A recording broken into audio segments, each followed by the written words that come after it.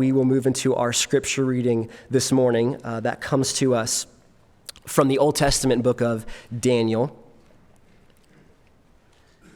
And this is also our sermon passage this morning, Daniel chapter 1.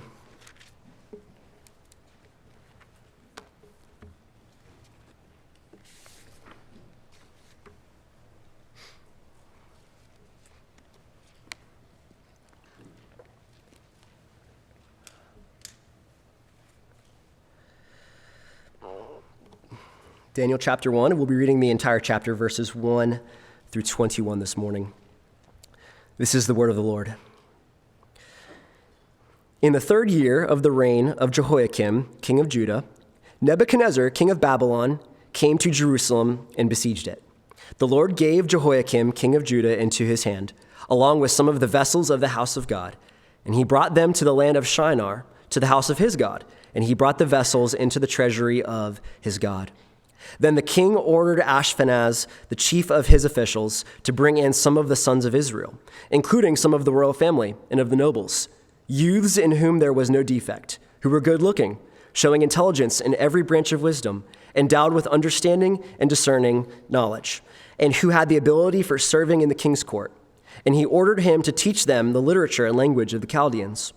The king appointed for them a daily ration from the king's choice food and from the wine which he drank, and appointed that they should be educated 3 years, at the end of which they were to enter the king's personal service. Now among them from the sons of Judah were Daniel, Hananiah, Mishael, and Azariah. Then the commander of the officials assigned new names to them.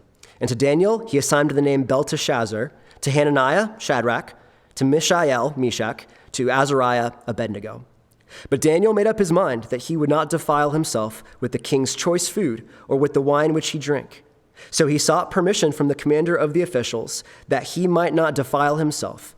Now God granted Daniel favor and compassion in the sight of the commander of the officials. And the commander of the officials said to Daniel, I am afraid of my lord the king, who has appointed your food and your drink. For why should he see your faces looking more haggard than the youths who are your own age? Then you would make me forfeit my head to the king. But Daniel said to the overseer, whom the commander of the officials had appointed over Daniel, Hananiah, Mishael, and Azariah, please test your servants for 10 days, and let us be given some vegetables to eat and water to drink. Then let our appearance be observed in your presence, and the appearance of the youths who are eating the king's choice food, and deal with your servants according to what you see. So he listened to them in this matter, and tested them for 10 days. At the end of 10 days, their appearance seemed better, and they were fatter than all the youths who had been eating the king's choice food. So the overseer continued to withhold their choice food and the wine that they were to drink, and kept giving them vegetables. As for these 4 youths, God gave them knowledge and intelligence in every branch of literature and wisdom. Daniel even understood all kinds of visions and dreams. Then at the end of the days which the king had specified for presenting them, the commander of the officials presented them before Nebuchadnezzar. The king talked with them, and out of them, all not one was found like Daniel, Hananiah, Mishael, and Azariah. So they entered the king's personal service. As for every matter of wisdom and understanding about which the king consulted them, he found them 10 times better than all the magicians and conjurers who were in his realm. And Daniel continued until the 1st year of Cyrus the king. And may the Lord bless the reading and the preaching of his word this morning. Amen. What a wonderful, wonderful testimony from the World Changers team, and what an incredible thing to be part of as a church, to see young people serving God, and then to open the book of Daniel and see young people serving God. So what a great reminder this morning. Well, I trust your Bibles are still open to Daniel 1. We read the text, and I will just hit some key verses as we make our way through today. Growing up, a favorite movie of mine was the original Karate Kid. If you haven't seen it, spoiler alert, I'm going to give some of it away here. It's about a teenage boy named Daniel, coincidentally enough, who wants to learn karate. And he goes to an old man named Mr. Miyagi. But instead of giving him traditional drills and skills, he makes him do chores. If you've seen the movie, you remember paint the fence, sand the floor, wax on, wax off. And after doing this for a few weeks, Daniel gets very frustrated with Mr. Miyagi, and he kind of blows up at him, saying, I came to learn karate. Why are you making me your free handyman? And Mr. Miyagi in this great scene shows him that the hand movements of these chores, the gestures that he was doing, was actually what he needed, the skills for the basics of karate. And there's this very sort of inspiring scene when he's showing him this, that Daniel realizes that Mr. Miyagi wasn't giving him what he expected, but he was giving him what he needed. Isn't that kind of what God is like sometimes? You say, Dear God, give me faith. And the next thing you know, he gives you a trial.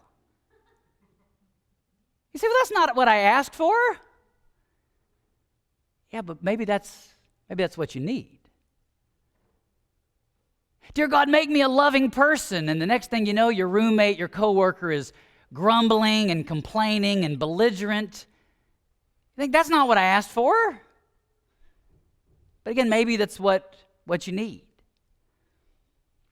God doesn't always give us what we think he should, but he does give us what he thinks he should. And in Daniel chapter 1, we're going to see how God is doing just that for his people. Despite what some people may think and what you may have been raised to believe, the book of Daniel is not ultimately about Daniel. Like all the Bible, it's ultimately about God. And so while we're going to learn from Daniel in this book, what I want us to do over these next few weeks is I want us to be on the lookout, to look for God. And in this familiar opening chapter, God shows up 3 times in the story, just 3 times. And all 3 times, he's doing the exact same thing. It says in the text that when he shows up, God gives, and God gives. That's why the title of the sermon is God Gives. Very creative. I know, it took me a lot of time to come up with that. Now, some may hear that and think to themselves, wow, that's incredible, God giving and giving and giving. Boy, I'm glad to know God is the Make-A-Wish Foundation, that he's just a divine genie. But what Daniel chapter 1 shows us is that God, if I can say it this way, is doing something more like Mr. Miyagi. He's giving, but it's not what you expect. But it is ultimately what his people need. He doesn't always give us what we're looking for, but he shows us that he is the one in control and that he is up to something way bigger than what most of us are looking for. In this opening story, there's 3 scenes, and in each scene, as we said, God is giving something.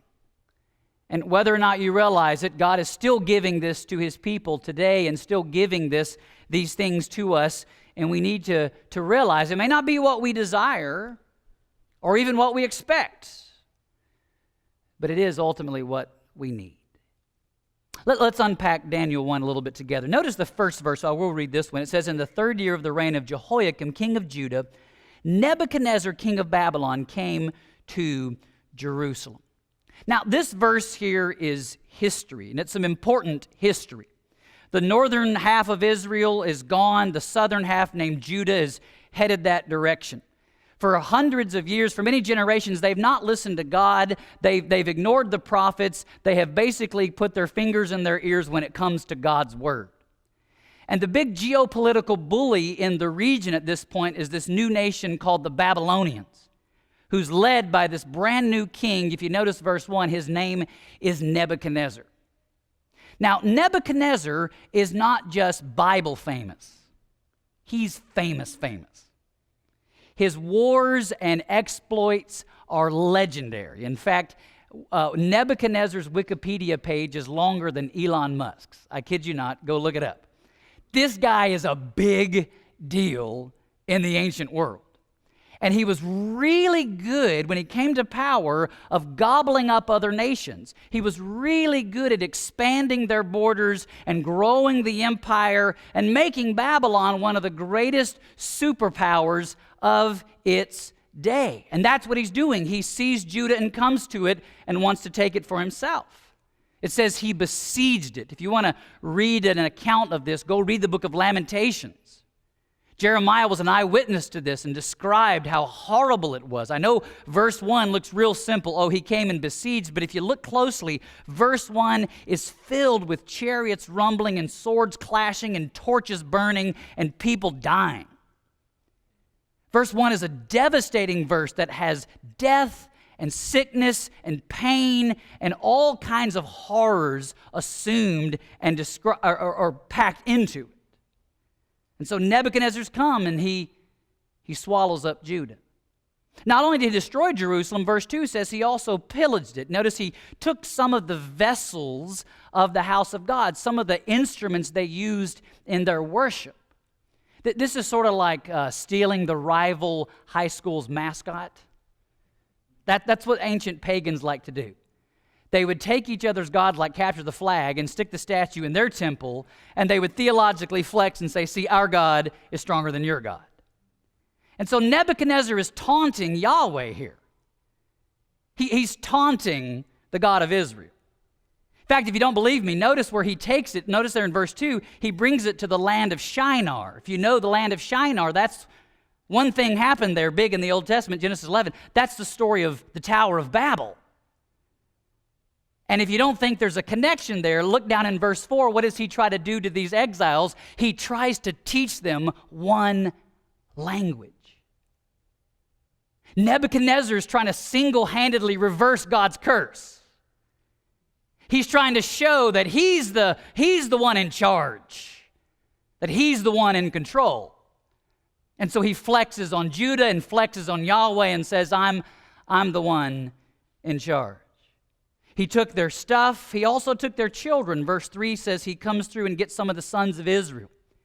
He doesn't just grab street kids or orphans. He specifically kidnaps the honor roll students. He just looks for the brightest and the best and scoops them up and sweeps them in and brings them into his boot camp. And his purpose, if you notice at the end of verse 4, it was to teach them the literature and language of the Chaldeans. I told my kids, imagine being grabbed out of your bed at night and a bag put over your head, and the next thing you know, you wake up and you're told, forget Abraham Lincoln, forget apple pie, forget baseball, and all you're given 24/7 is North Korean propaganda. You're not that anymore. You're now this. This is Babylonian brainwashing. And the goal was to make it clear you're no longer Yahweh's people, you are now Nebuchadnezzar's people. He also fed them. Verse 5, he appointed a daily ration from the king's choice food and from the wine which he drank. Now, this is going to be important in the story, but in a time when starvation was common, this was a big deal.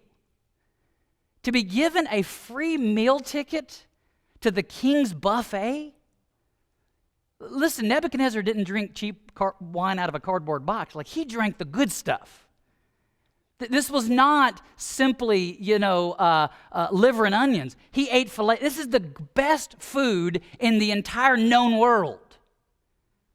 And that's what's handed to them to eat. So notice in these verses here, he gives them all of this. He gives them Babylonian classes and Babylonian culture and Babylonian calories. And what's the goal? It's to make them Babylonian. Notice the end of verse 5, it says, at the end of which time, the 3-year period, look at verse 5, they were to do this so that they might enter the king's personal service. God does not stutter. That phrase is repeated 3 times in this chapter. And if you were an Old Testament Israelite and you saw the phrase, enter the king's personal service, this phrase would send chills down your spine. You say, why? I almost never do this in a sermon, so if I do, it's important. Keep a finger in Daniel 1, and go back with me to 2 Kings for a second. 2 Kings chapter 20. 2 Kings chapter 20. All you really need to know is that this is 100 years before Daniel. 100 years before this. 2 Kings chapter 20, verse 12. Notice it says, at that time, Berodach Baladan, a son of Baladan, which sounds like a guy from the Lord of the Rings, doesn't it? Like Dwalin and Balin and all that. No, notice, this guy at this point is the king of Babylon. And he sent letters and a present to Hezekiah. If you remember, Hezekiah was sick and he was healed miraculously, and they heard about it. Verse 13, Hezekiah listened to them, and he showed them all of his treasure house. He goes on to show them his armory and his gold and his riches and wealth, everything. And in verse 14, then Isaiah the prophet came to Hezekiah and said, what did these men say to you? And where'd they come from? And Hezekiah said, oh, they came from a far country, from Babylon, for little old me. They can't, Isaiah, I'm famous. They wanted to know about me and my story. I have followers. And he said, what have they seen in your house? And Hezekiah said, oh, they've seen all that's in my house. There's nothing among my treasuries that I have not shown them. Then Isaiah said to Hezekiah, hear the word of the Lord. Behold, the days are coming when all that is in your house and all that your fathers have laid up in store to this day will be carried to Babylon. Nothing shall be left, says the Lord. Some of your sons who shall issue from you, whom you shall beget, will be taken away, and they will, notice this phrase, become officials in the palace of the king of Babylon. 100 years before Daniel, Isaiah said this is what's going to take place. You say, preacher, what are you getting at? I'm getting at this. What's happening in these opening 5 verses of Daniel chapter 1 is not just Nebuchadnezzar's cruelty at work, it is God's sovereignty at work. And I can prove it to you. Flip back to Daniel 1, find Daniel chapter 1, verse 2. The Lord gave Jehoiakim, king of Judah, into his hand. The Lord gave. It's very easy to read these opening verses and go, oh yeah, it's just a bunch of history. Just world events. Just political intrigue. These are just the ancient Near Eastern headlines, but behind the history is theology. There is a hand behind every hand, and that's God's hand. And he says here that God was doing something, God was up to something, even through Nebuchadnezzar. What appears to simply, in these first 5 verses, to be the growth of Babylon is actually the wrath of God. Because Judah would not listen. And so we see here, number 1, what does God give? God gives judgment to those who forsake him. God gives judgment to those who forsake him. The attack, the siege, the kidnapping, the brainwashing, all of this could have been avoided if Israel had remained faithful to God.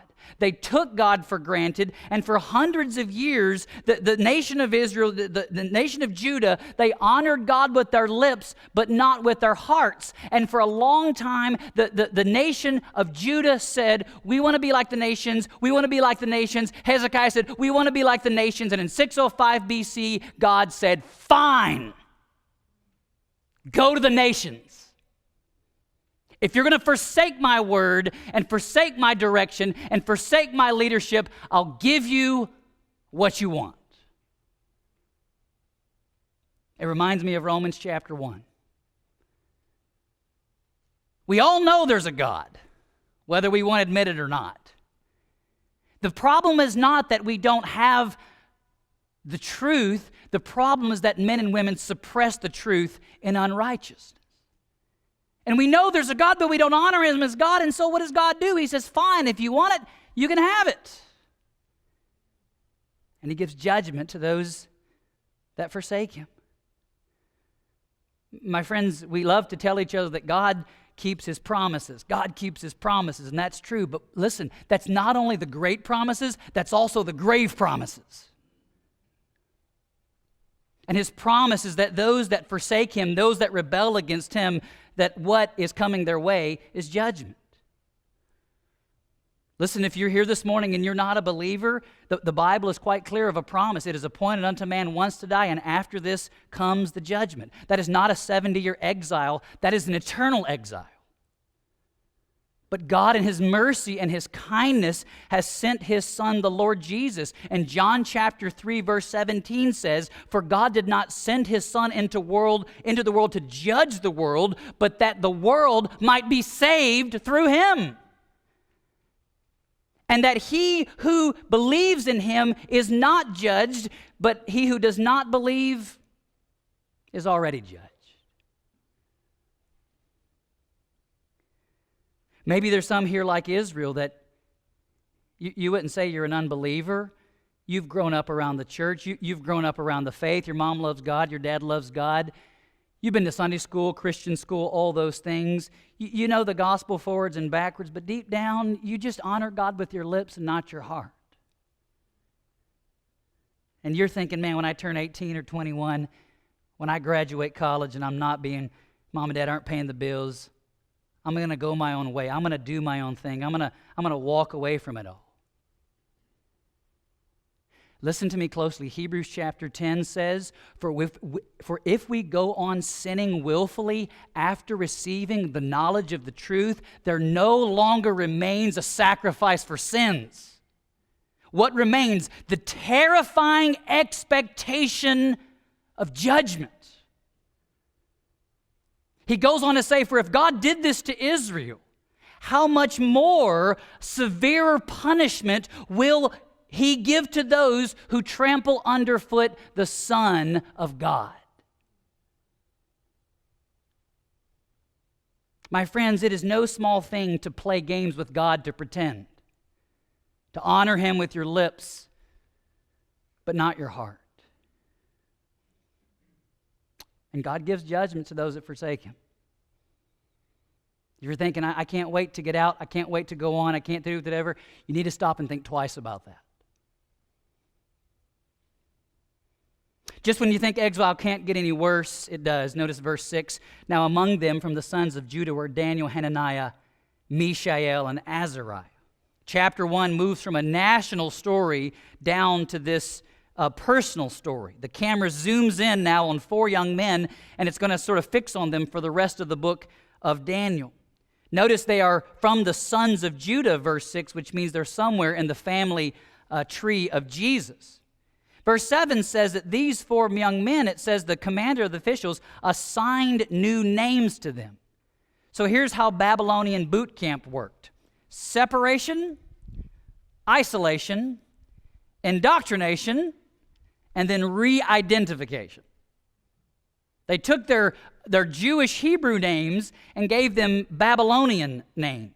It's to strip them of their identity, to change their identity. I know a thing or two about this. 2 of my children, when they joined our family, we renamed them. And it was an intentional effort to say, you are part of us. We are your family. And the Babylonians were now saying that to Daniel and his friends. You're part of us. We are your family. Forget Yahweh. Forget all of that. You're now belong to us. And then we come to the crux of the chapter, verse 8. But Daniel made up his mind that he would not defile himself with the king's choice food. There's so much about this verse I want to talk about. See, this is the problem. When I have 2 weeks to think about a chapter, I have so much that I want to say. Notice, there's something. Did you see the amazing thing that happens there? It says in verse 7, Daniel was named Belteshazzar. But Daniel, like the name didn't stick. Like he's intentionally saying, they tried, but it didn't work. There's even another layer to this because it says in verse 7 that he assigned them new names. It's actually the same verb in verse 7 as it is verse 8. So it says he determined to call them this, and verse 8 says, but Daniel determined that he wouldn't do this. The Ashpenaz says, we're going to make you Babylonian, and Daniel said, go ahead and try it. He made up his mind that he would not defile himself. It says he wouldn't defile himself with the food or the wine. We can't say for sure why this is. It could be related to Old Testament kosher laws, but wine was not forbidden. Some say it's about meat sacrificed to idols, but probably vegetables would have been too, because we see that in the historical accounts. We're not 100% sure why this is. It could be something as simple as, imagine you go on vacation, for a tour of Europe, and you realize, not even thinking about it, you wake up and you're in London, England on July 4th. And you go to the pub and they want to feed you bangers and mash and Yorkshire pudding, and you're going, it's July 4th. I want a hot dog. I want potato salad. It seems unpatriotic to eat the Queen's food on Uncle Sam's day, right? I'm not going to do this, It's very possible that this was just Daniel, because in the Old Testament world, food was not just like a meal. It meant like fellowship. It meant like cooperation. It almost was a stamp of approval. It's one thing to be in Babylon. It's one thing to learn about Babylon. But to Daniel, it's a whole other thing to participate with Babylon, to show support of Babylon. By eating the food, they wanted Daniel to ultimately say, Nebuchadnezzar is my shepherd. I shall not want. But Daniel would not go that far. He knew who led him in green pastures. So what will he do? Well, verse 8 says, he sought permission from the commander that he might not defile himself. Notice Daniel was not rude. He wasn't argumentative. He didn't start a strike or unionize all the exiles, say, stop that food, What does he do? Daniel's incredibly respectful. He goes to this pagan leader who's kidnapped him, and he says, I got a question. Could we work something out here? Notice in verse 10, the man says, I am afraid of my lord the king. Now, if you read it closely there, the guy doesn't actually say no. All he says to Daniel is, hey man, look, I don't want to get in trouble because I like my head especially attached to my body, okay? I don't want to lose this thing. And so Daniel, not hearing a no, decides, verse 11, he goes to the next guy. I never really noticed that till this week, that Daniel works his way down the food chain. He finds the next person that he should go to, and he goes to him and says, hey, I got an idea. Could you please help us out here? Could we work out something that we could do this? Daniel is not just seeing the problem, he's helping propose the solution here. Daniel is as wise as a serpent, and yet as gentle as a dove. He's not just busting up the system, he's actually trying to work within it. Now, you all know the story. We read it earlier. The outcome is no surprise. They have a test period of 10 days. They eat the vegetables, it says, and they drink the water. And then if you skip to verse 15, it says at the end of the 10 days, their appearance seemed better, and they were fatter because they were eating vegetables. I said, isn't that a miracle, right? To eat vegetables, carrots and kale, and you're fatter. But notice those details. My friends, those details here of vegetables and water, they do not exist to give you a diet. They exist in this passage to give you courage. They exist to give you faith. They exist to show you that there is a line we don't cross. There is a place where we act out of courage and conviction and loyalty to God Himself. In the opening scene, it looked like Nebuchadnezzar was the one who was doing all this when it was actually God. In this scene right here, it looks like Daniel is the one who's doing all this, but it's not. Go back to verse 9. Now God granted Daniel favor. Same Hebrew word, God gave. He gave Jehoiakim to Nebuchadnezzar, and he gave Daniel favor and compassion. And we see in the second scene that not only does God give judgment to those that forsake him, but number two, God gives grace to those that fear him. God gives grace to those that fear him. As a whole, the nation had forsaken God, but Daniel and his friends had not. And Daniel, in fact, if you step back from this scene that's so familiar and you think about it, think about what happens here. Daniel, read these verses. He loses his king, he loses his religion, he loses his family, he loses his culture, he loses his identity, he even loses his name. But when all is said and done, the one thing he did not lose was the fear of God. Babylon couldn't take that out of him. He was committed to fearing God above all others. Ashpenaz even says, I fear the king. And Daniel's rebuttal is, but I fear the King of Kings. I think what's also remarkable about this is that I wrote down in my notes this week, do I have enough faith to obey God even after he spanks me? Right? Why is he in exile? God. There's a sense in which if you're in a situation and God, for whatever reason, takes everything away from you that you have, Daniel would show us that's not less reason to fear God, that is more reason to fear God. And he doubles down in his faith and commitment to the Lord, even though he has nothing else. Like Job, Daniel is saying, though he slay me, yet will I trust him. And he steps out in obedience in a humble, respectful way and figures out how it is that he can be a godly man in this ungodly environment. Oftentimes, we see these extremes of how to deal with the world around us. I love Alistair Begg's designation. It's very simple. Some want to be absorbed by the world, and others want to withdraw from the world. We either absorb into it, and what happens? The salt loses its saltiness because we're entirely like the world. On the other hand, there are those who want to withdraw, but 1 Corinthians 5 tells us, Paul says, I didn't tell you not to associate with immoral people, because if you want to do that, you got to go to Mars. You're not supposed to withdraw into your little communes. The Benedict option is not really an option.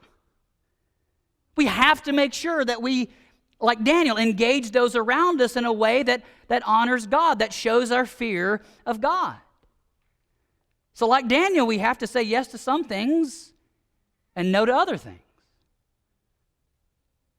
I went to public school through 7th grade. Oh, is it 9th? Oh, man. Okay, I went to public school through 7th grade, and you got to come back at 11 o'clock because I'm going to finish the whole thing. I went to public school 7th grade, and so when I was in elementary school, 3rd or 4th grade, I forget exactly, I don't even know what it was looking back in hindsight, but our guidance counselor started coming around to all the classrooms and doing these 20-minute New Age workshops in our class. And I came home from school, my parents said, what'd you do in school today? I was like, yeah, school. And they said, no, did you do anything new? And I was like, yeah, we channeled spirits in class. And my parents were like, you did what? And I was like, I don't know, what are they supposed to do, And so they took the paperwork and looked at it and they went, well, this is weird. And you can imagine in Alabama, there were some people who were ready to burn the school down for doing this in class. And my parents, they went to the principal and they said, hey, this seems to be what our son learned and whatever. And they said, hey, this doesn't line up with our faith and what we believe as a family. So we want to work together, but here's what's going to happen. Either you're going to take him out of class during this time, or we're going to come take him out of class during this time. And the principal said, sure, no problem. We don't mind. So they took me out of class during that time. During a week or two, I forget later, a teacher noticed that I was getting taken out of class every time. And the teacher came to me and they said, so you getting taken out because of what the counselor's teaching? And I was like, 4th grade. I was like, yeah, my parents, And the teacher looked at me and said, "You should thank God for your parents." She said, "I've had these concerns because I'm a Christian too." And she says, "And the fact that your parents didn't come in fighting and angry, but were respectful, but did what was right," she said, "it's making my job even easier."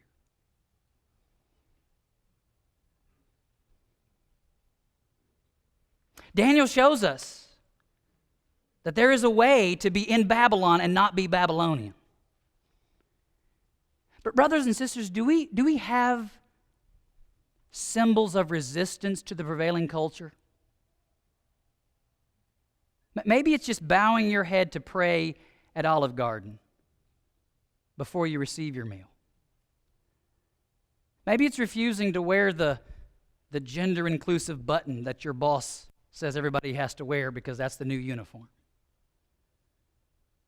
It's one thing to learn about. It's one thing to be educated. It's a whole other thing to participate. And Daniel wasn't willing to participate. Daniel would ask us the question, who do you fear more, your manager or your boss or your God? You say, but if I stand out like that, I'm going to lose my job or I'm going to this. My friend, the same God who gave Daniel over to exile gave Daniel favor in exile. If he is capable of bringing you there, he is capable of enabling you there. My time is short, but let me summarize what happens at the end here, because God gives one more thing in the text, and it's really surprising. The time of their studies is over. Verse 19, they're brought to talk directly to Nebuchadnezzar. Imagine that. Your final exam is an oral exam with Nebuchadnezzar. And they come to him, and notice what it says in verse 19. Out of them all, not one was found like Daniel, Hananiah, Mishael, and Azariah. You know how hard it is to impress Nebuchadnezzar? They did it.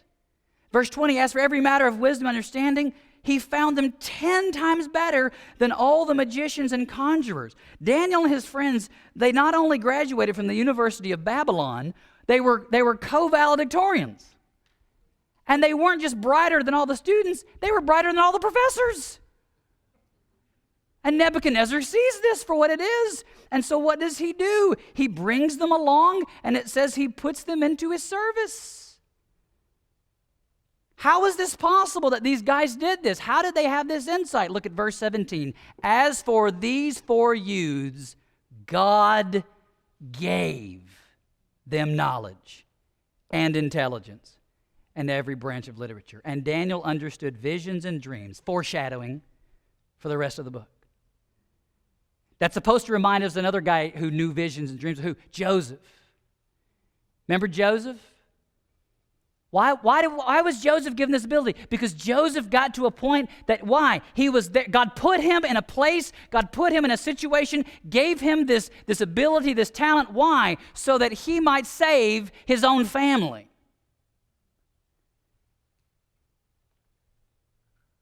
The point of the wisdom and the intelligence and the knowledge here was not just to spare Daniel's life, and it was not just to give him and his friends a cushy, comfortable life. The point of God giving this to them was so that they might be able to show Nebuchadnezzar there is a God in Israel.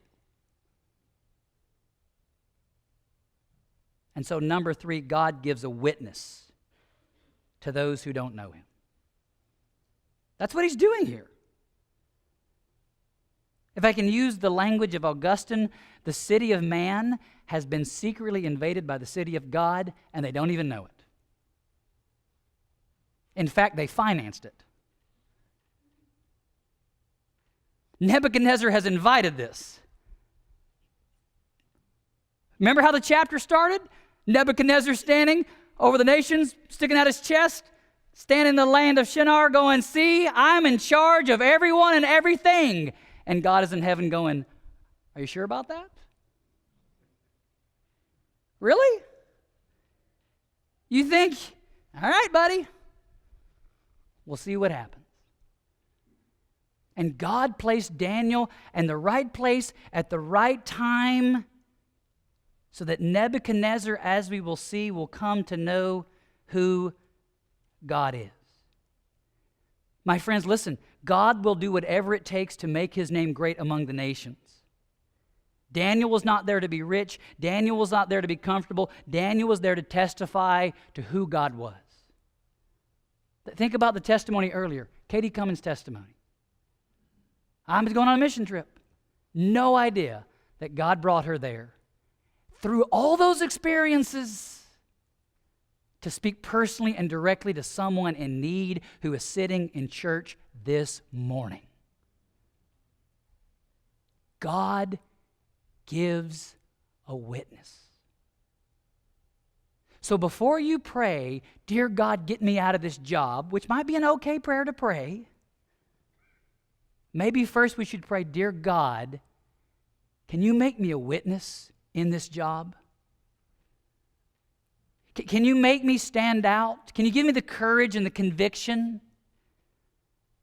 to respect my boss, to respect my manager, to respect my coworkers, but to ultimately fear God? Verse 21 looks like a timestamp. He continued in the first year of Cyrus the king. It's so much more. What does it say here? It shows us that Daniel, who was kidnapped by Babylon, outlived Babylon. That's 70 years later. Nebuchadnezzar's dead and buried, and he's standing there. And he testified to Nebuchadnezzar, he testified to Belshazzar, he testified to Darius, and he testifies to Cyrus. I don't fear you guys. I fear God. And you should fear him too. Brothers and sisters, God may not give you what you expect, but I promise he will give you what you need.